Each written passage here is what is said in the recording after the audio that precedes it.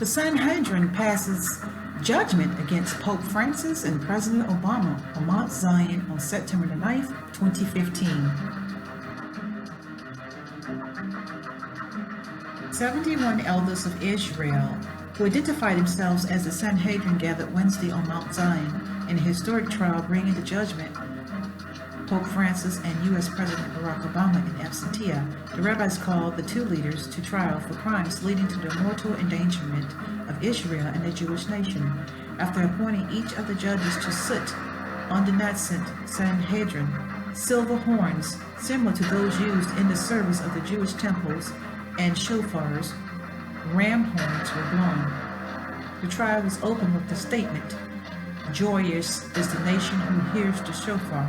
Joyous is the nation who knows that this is their land. When will it be that we hear the shofar of the Messiah?" The central issue the Sanhedrin focused on during the trial was the changing global tide against Israel and the Jews.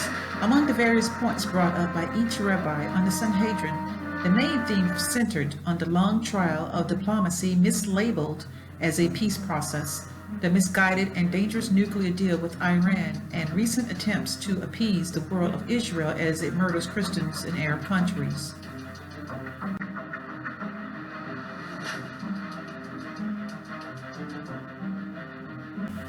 The strongest charges were made against the Pope, who recently recognized a state of Palestine with an official treaty. According to the Sanhedrin, the Pope, who claims to accept the Bible that states clearly that the land of Israel was given to the Jews, has placed the world in grave danger. The defense counsel for Pope and Obama was Rabbi Yeshua Hollander, who was until recently the foreign minister.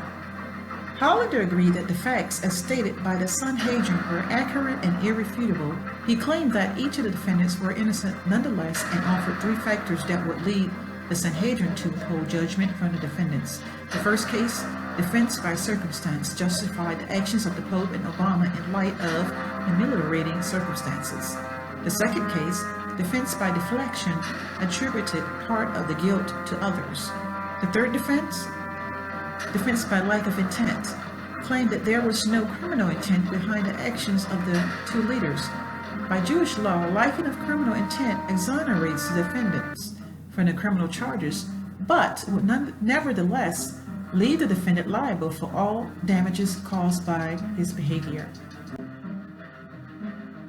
It appears in the end, the Sanhedrin did not come out with any specific judgment against the Pope and Obama, rather judgments directed at their policies and actions.